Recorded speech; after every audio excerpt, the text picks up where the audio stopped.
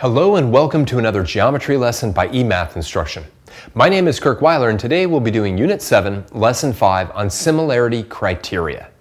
Alright, so this is going to get us into a portion of Unit 7 where we're looking to do a little bit of proof. And I know you've been missing it probably since, our last unit with quadrilaterals. But what we're going to be talking about today is how we can tell whether or not two triangles are similar to one another. So let's jump right into that discussion. So we now know that two similar figures will have proportional corresponding side lengths and congruent corresponding angles. We defined similarity using the following. All right, so let's take a look. Two geometric figures are similar if a dilation of one figure will make it congruent to the other figure. Now, technically speaking, the way that we defined similar figures was that if there was a similarity transformation, i.e. a dilation along with some rigid motions that would map one figure onto another.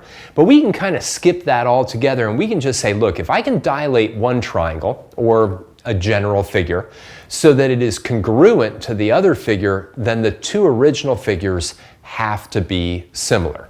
So let's jump into exercise number 1 and think about that a little bit. Given triangle ABC and triangle DEF shown below, it is only known that angle A is congruent to angle D and angle B is congruent to angle E as marked. Letter A.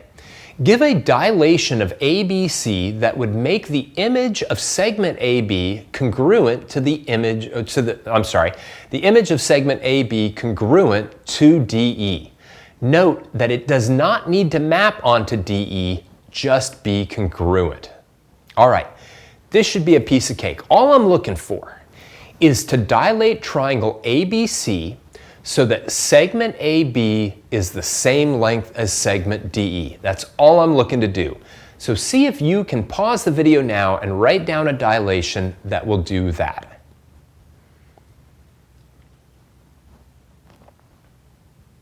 All right, well, I just need to dilate using a center. Where should the center be? And the answer is anywhere. Doesn't matter.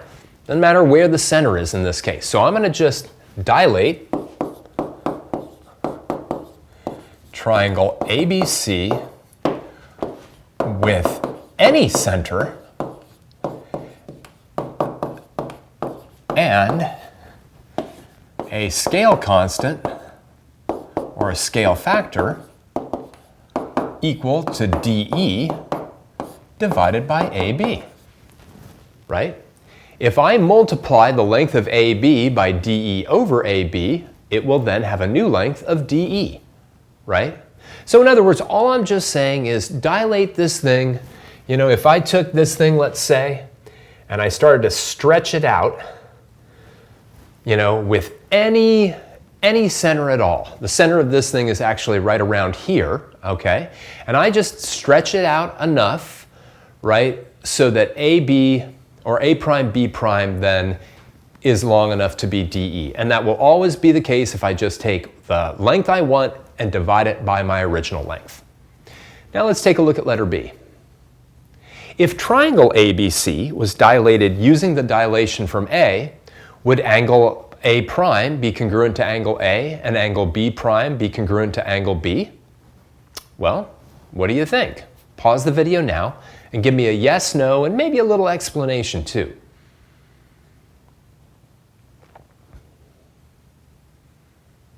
And the answer is absolutely, yes. And that's because dilations preserve angle measures. So literally, I don't know if I actually did it right, but I need to make it a little bit smaller. But yeah, so that's the same size.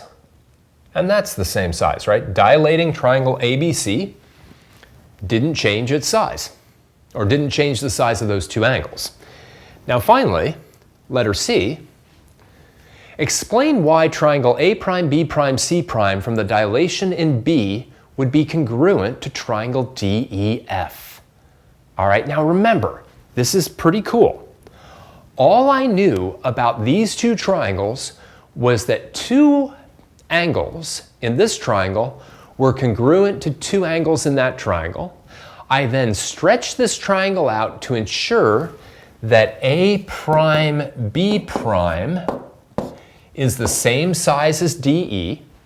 Would now triangle A prime B prime C prime have to be congruent to triangle DEF? Why or why not?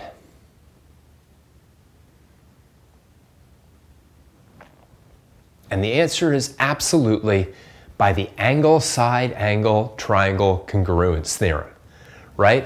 I've got an angle here congruent to an angle there, because remember the dilation didn't change the angle size.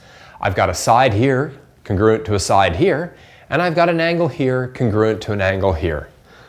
So yes, triangle A prime B prime C prime would be congruent to triangle EF by the angle side angle congruency theorem. All right, and this leads us to one of the most important ideas in all of triangle similarity work, what is known as the angle-angle criterion for similarity. If two angles of one triangle are congruent to two angles of another triangle, the triangles are similar. And again, it's so cool, right? Because if I've got like, some random triangle here, and let's say these two angles are congruent to maybe these two angles, right? I can always dilate one of these so that it then is congruent to this one by simply stretching or shrinking the side that's between the two congruent angles so that it matches the one here, right? So if I take this thing and I stretch it out far enough, right? I didn't do the greatest job matching them up, but you get hopefully my idea, right? As soon as we have two angles in one triangle congruent to two angles in another triangle, we could always dilate the one triangle, just stretch that side out between there so that it matches that one, and then those two triangles would have to be congruent by the angle side angle congruency theorem. But now for similarity, it's just what we call angle-angle. All right, and I can't emphasize this enough, the angle-angle theorem for similarity. The most common way we will prove or justify that two triangles are similar is with the angle-angle theorem or criteria for similarity. All right, and we just kind of went through that, so I won't read it off again. But let's take a look at a particular example of it in exercise number 2. In the diagram shown, points Q and R lie on segment MN and segment MP such that segment QR is parallel to segment NP. Explain how the angle-angle criterion for similarity allows you to conclude that triangle MQR is similar to triangle MNP. All right, well this is cool, right? And this is again a scenario that we've seen time and again, where we've got a triangle sort of sitting inside of another triangle. They share some vertex angle, and then one of these things is parallel to the other one. Well, think about this for a moment. Because those two are parallel lines, I can most certainly say that this angle and this angle are congruent because they are similar angles. Or sorry, they are corresponding angles created by parallel lines. Likewise, I could say that this angle is congruent to that angle because they are, again, corresponding angles created by parallel lines. So now I've got triangle MQR and triangle MNP having two pairs of congruent angles, and therefore the triangles must be congruent. Let's get that down, right? So angle MQR must be congruent to angle MNP, and angle MRQ must be congruent to angle MPN because they are corresponding angles created by parallel parallel lines. Therefore, triangle MQR must be similar to triangle MNP by the angle theorem. Now, if you're also saying to yourself, well, they also share angle M, so that whole angle M is congruent to angle M, absolutely. In fact, one way to prove these two triangles are congruent is by saying, you know, like this angle is congruent to that angle, and angle M is congruent to itself. So there's your two angles. Or this angle is congruent to that angle, and angle M is congruent to itself. And there are your two angles, right? Or your two angle pairs, I should say. All right. The whole point of the angle-angle theorem is if you can find two angles in one triangle congruent to two angles of another triangle, then those two triangles have to be similar. Now, let's take a look at exercise number 3. If in the diagram MQ is equal to 8, NQ is equal to 6, and NP is equal to 21, determine the length of QR. Okay, well, as always, what's very helpful when we're dealing with two similar triangles is having them drawn separately. All right? So pause the video for a moment and draw the smaller triangle separate from the larger triangle off to the side somewhere.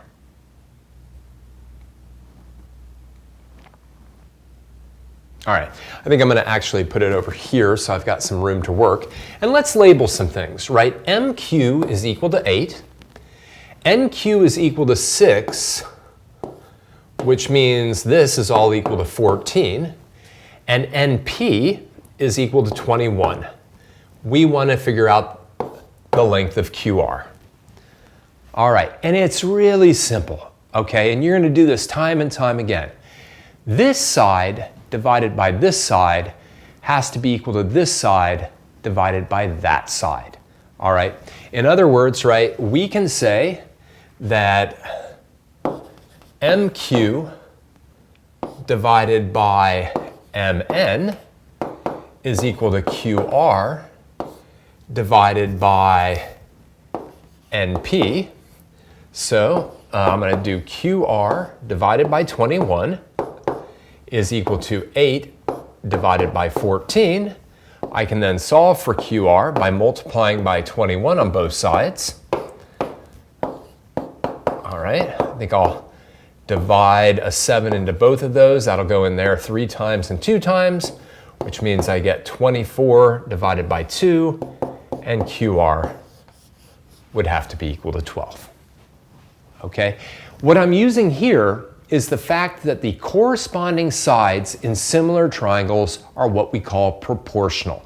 And all that means is that I literally take one side from this triangle, divide it by the corresponding side of that triangle. That ratio will always be the same. So MQ, right? Well, I'm sorry. Yeah. MQ divided by MN is equal to QR divided by NP. And that allows me to solve for that missing side. There's nothing I can really do on this side, MRP and MR, because I don't know either one of those two lengths. All right, let's keep going.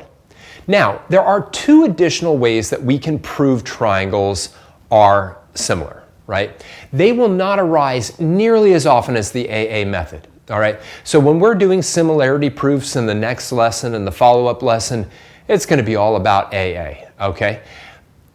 But we still need to learn these 2. They will come up in these rare circumstances, and we're going to demonstrate why both of them must be true. So let's take a look at those 2 scenarios. One of them, the side-side-side criterion for similarity, side-side-side. Now this is going to sound a lot like the side-side-side theorem for congruence, except this one says if all 3 pairs of corresponding sides of the 2 triangles are proportional, then the triangles are similar. Okay, in other words, right, if I have this situation, 12 divided by 4 is 3, 27 divided by 9 is 3, 18 divided by 6 is 3, right? Then these 2 triangles have to be similar. Literally, 12 divided by 4 is 3. 27 divided by 9 is 3. 18 divided by 6 is 3. If all those are the same, then the two triangles have to be similar. Okay, and we'll explain why that is in a bit, okay? But that's what the side-side-side criterion for similarity means. We also have the side-angle-side criterion for similarity. And this says if two sides of one triangle are proportional to two sides of another triangle, and their included angles are congruent, then the two triangles are similar. So in other words, in this case, what we have is we've got 12 divided by 4 is 3, and 18 divided by 6 is 3, and 65 degrees is equal to 65 degrees. In other words, if we've got this proportionality on two pairs of sides, and this is key, and the angle in between them are equal, they got to be equal, they're not scaled, right? Those angles have to be equal, then we also have two similar triangles. Now, we should at least try to understand why both of these similarity criterion make sense given our definition of similar figures in terms of dilations. So let's take a look at exercise number 4. In the following two diagrams, only the information marked is what is known. In both cases, give a dilation of triangle ABC that will cause its image A'B', C' to be congruent with DEF. Justify the congruence of triangle A'B', C' and triangle DEF using a triangle congruence theorem.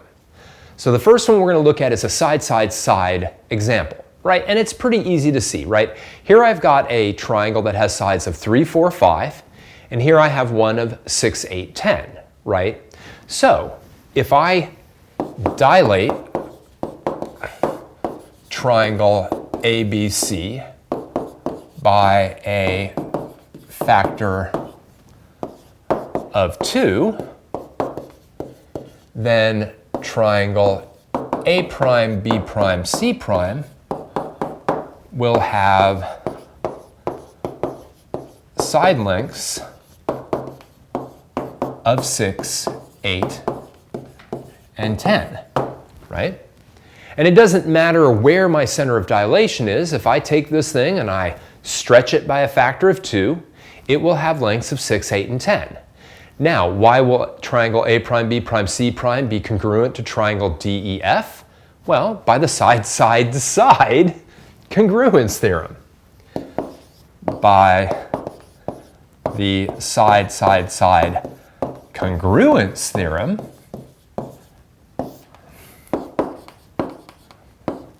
triangle A'B', C' would be congruent to triangle DEF.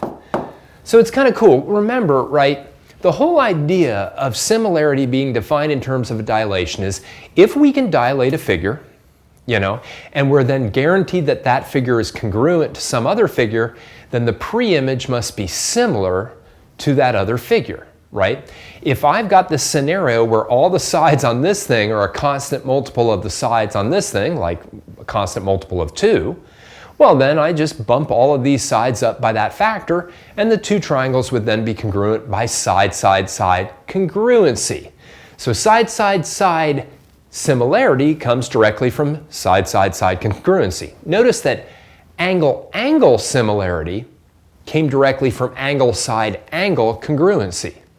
And I bet the last one's not going to be much of a shock either, the side-angle-side theorem.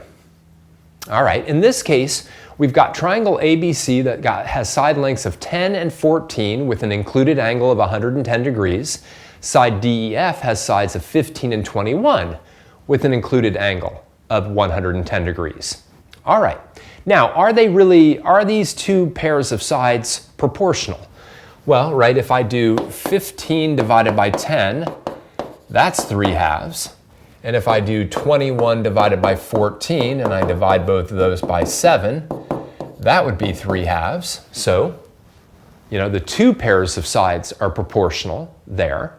And we've got that included angle.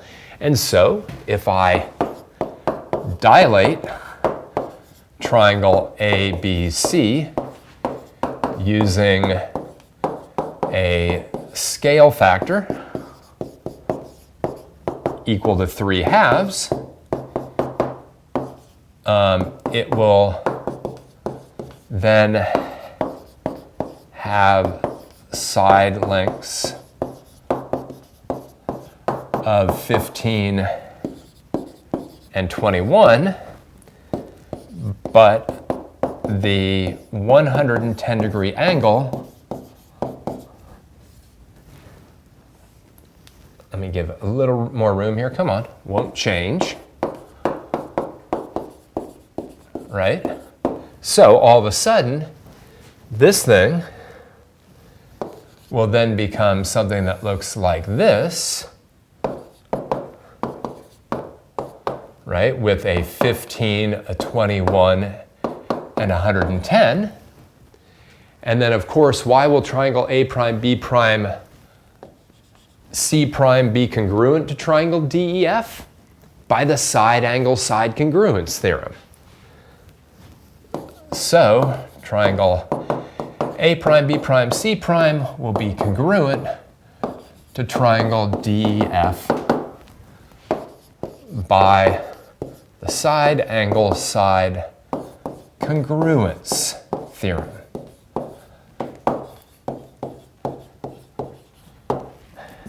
Right? And that's it. Now again, those other two, those final two that we looked at, they will come up a little bit, and we'll see at least side angle side come up in our next lesson where we actually start to get into some similarity proof, okay? But for the most part, we will likely be proving most triangles similar by using angle-angle, partly because it depends on the least amount of information. It's the least amount of information. It's just, this angle is equal to this one, this angle is equal to this one, therefore the two triangles are similar. Let's kind of get into that last little piece. Let's take a look at exercise number 5. In the diagram below, which of the following sets of information would not be sufficient to prove that triangle ABC is similar to triangle RST? All right, well, number 1, says angle S is congruent to angle B, and angle C is congruent to angle T, and that is textbook angle-angle, right? Two angles in this triangle are congruent to two angles in that triangle. That's great. That's angle-angle, so we're good to go there. All right, let's take a look at B. Now, these, by the way, are much harder to mark up than your typical like triangle congruence theorems, because showing these proportions is harder, all right? But let's take a look, right? And maybe we'll go with a little color here. I think markers will help, right? So I'm going to do AB divided by RS, right, is equal to AC divided by RT. And just make sure AB divided by RS is AC divided by RT. Nothing wrong with that, okay? And let me go back to my pen, and angle A is congruent to angle R. All right, absolutely, right? This is my side angle side criteria, right? This divided by this is equal to this divided by this, and the angle in between them is congruent, so that's side angle side. That also works. All right, let's take a look at the third one. I'm not sure I have enough colors for the third one, but we're gonna do it anyway, right? We've got RS divided by AB. We've got ST divided by BC. And we've got TR divided by CA. And that's our side, side, side. Now, the only thing that could be tricky about this one, and I apologize for these colors being very similar, but I've only got so many colors, right? The only thing that's tricky about this one is you have to make sure that that order stays consistent. We want this one divided by this one divided by this one, and then this one divided by this one. We can't ever do this divided by this equals this divided by this. You got to watch out for that, but that didn't happen here. And therefore, that one is also okay. So obviously, the correct incorrect answer, I don't even know that's the right way to put it, is this one. But let's understand why. Why is 4 wrong? Because I don't know about you, but 2 and 4 look pretty darn similar. So why is 4 wrong, but 2 is completely okay? And by wrong, I mean right. Anyway, whatever, let's take a look at it. All right, again, I'm going to get my highlighter out here. It says RT is divided by AC is equal to TS divided by CB. That's fine. I stayed correct there. So nothing wrong in terms of order. And then angle B is congruent to angle S. Here is the rub, right? This one isn't enough to show that these two triangles are similar because the angle in question doesn't lie between the two sets of proportional sides. All right, so I don't have a side angle side scenario here, right? I actually have a side side angle scenario here, and that never works, okay? Never ever works, and so this is our winner, if you will. All right? Okay, let's summarize. Now, that's not what I wanted to do. The first time that's happened for a while.